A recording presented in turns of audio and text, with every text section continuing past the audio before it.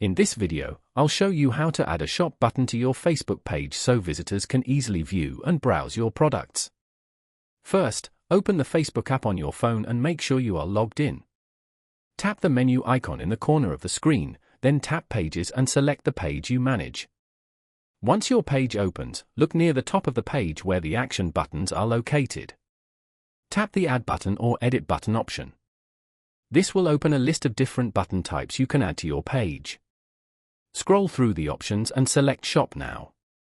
After choosing it, Facebook may ask you where you want the button to send people. You can link it to your website, online store, or product page.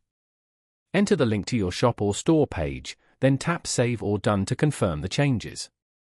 Once the button is added, go back to your page and refresh it.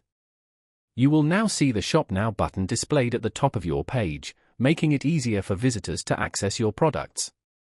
You can edit or change this button anytime by tapping the same button area again and selecting Edit button. If you found this video helpful, make sure to like the video and subscribe to the channel for more simple tech tips and tutorials.